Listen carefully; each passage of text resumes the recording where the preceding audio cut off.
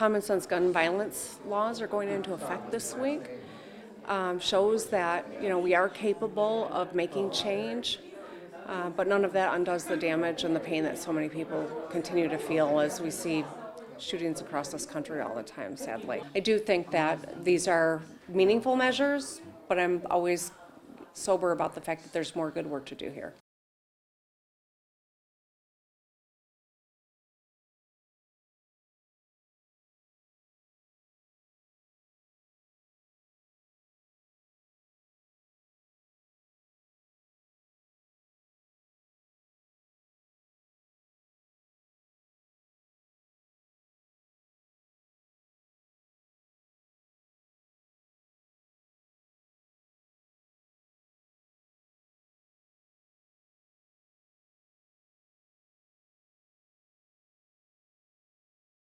From the air and on the ground, Michigan State Police troopers and Hillsdale County Sheriff deputies blocked sections of Osseo Road and Beecher Road in Hillsdale County's Jefferson Township. Their goal, to find Michael Fidler. Lieutenant Renee Gonzalez with Michigan State Police says shortly after 2 o'clock this afternoon, a Hillsdale County Sheriff's deputy pulled over Fidler. When the deputy tried to take him into custody, police say Fidler shot him with a handgun. Then the subject fled on foot.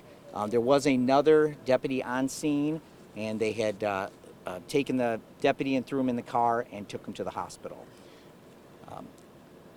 Unfortunately, the deputy did not survive. For hours, police looked for Fidler until Lieutenant Gonzalez says he was found walking in a nearby field around 6:15, leading to a gunfight. They attempted to take him into custody. He decided to exchange gunfire with our emergency services team and was killed. Lieutenant Gonzalez says Fidler had a criminal history with several warrants. Now, Michigan State Police are investigating 2 shooting scenes, the location of the traffic stop and the field where Fidler was killed. Shantae Foster lives nearby and was outside when police found Fidler in the field. I will probably never forget hearing those gunshots and what they were for. I have never heard anything like that, and I don't think I ever want to hear it again. It was absolutely terrifying, but there was some relief knowing that after the gunshots were over, it was done with. She says now the tight-knit community is hurting. This kind of thing doesn't happen here. We're such a small town, it just doesn't happen here. We don't have this crime here, and to see that it's getting closer and closer to home is scary. Robin Central, shots fired. Shots fired. We got a subject. We have an officer down. It was a basic traffic stop. He was shot. It hit a little closer to home, knowing that we've known him for years, and he was one of the good ones, one of the good guys. Londa Obi recalls walking out of her house yesterday on Beecher Road to a massive police presence. A Hillsdale County deputy had just been shot. Departments from all over, local, Jackson, Lenawee. We had Lansing was down here. They came to action quick to get this guy off the streets. The deputy killed 51-year-old William Butler Jr. Now, more than a day since the tragedy, members of Hillsdale's tight-knit community have come out in numbers to show their support for the married father of 3. Placing flowers and donating food to the office of the sheriff, and law enforcement even pulled Deputy Butler's car to the front and decorated it for everyone to see. I have seen nothing but an outpour of love and kindness, and that is amazing. You don't expect something like this to happen.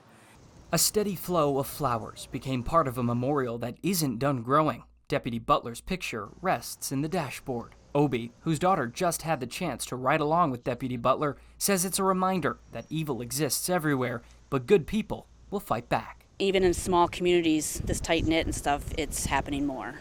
I'm confident that this community will pull together in this time, and we're all here for his family. The whole community is here for the family.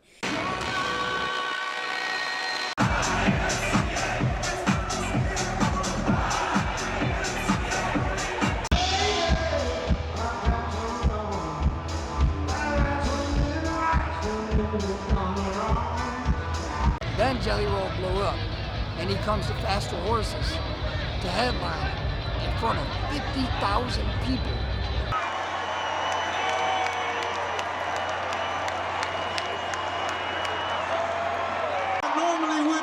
This early in my show, but since I am in Michigan, I'm going to play something right now for the Day One Jelly Roll fans out there. Time, y'all.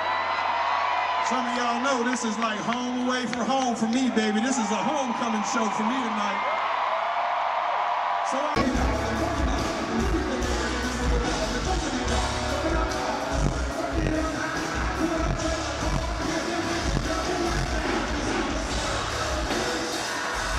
It's gonna be obstacles, man. You know, God gonna give you obstacles, and that's just how He's gonna test you. He's just trying to see how strong you is. He know you're strong. He want to see how far you willing to go to get what you want to get, because He gonna be right there with you the whole time.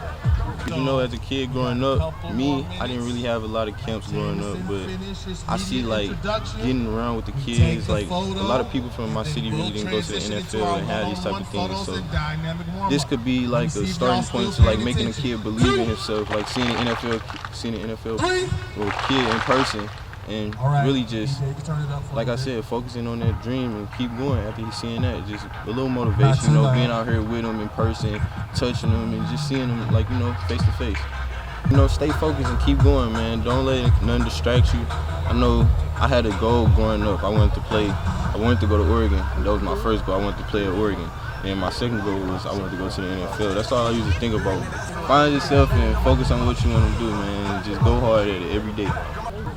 Holding your hand, taking steps right with you. I'm expecting kids to come out, have a lot of fun. You know, I want to see smiles on everybody's face. I want everybody to be involved and really just have fun. That's the main goal, have fun.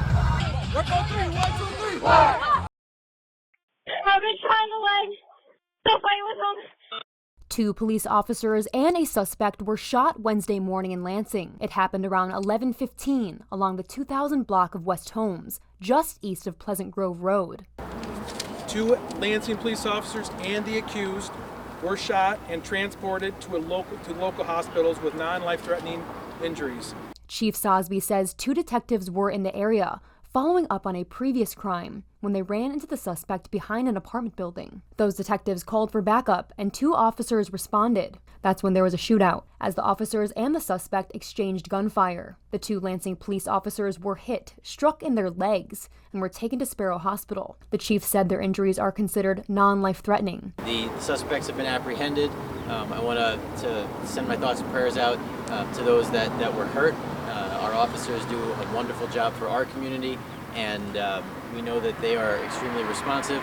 So for the South Side here, we want to make sure that folks know that they are safe and that the situation has resolved itself. Chief Sosby added that the suspect was, quote, familiar to police. Tonight, the Michigan State Police have taken over the investigation. That's normal protocol when officers are involved in a shooting. 6 News will keep you updated. Here for you in Lansing, Ray Sherman, 6 News. Yeah, he always brings some pro guys out here to help us and train us, and just it gives us a good mentor to look up to and stuff like that. So.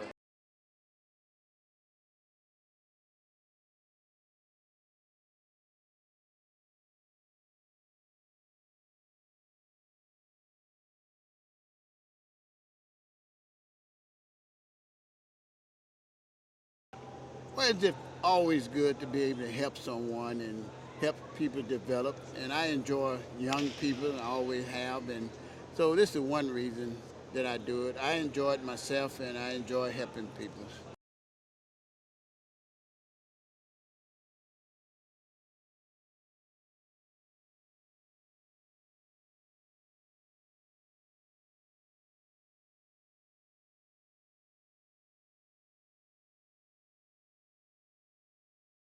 If anything has something to do with anybody, it's Dr. Tucker. He's the guy. He used to send buses to Kalamazoo for kids to come, and I've been all over with Dr. Tucker. 75, my first camper, of course, you know, Magic Johnson and Isaiah Thomas and George Gervin and some of the greatest.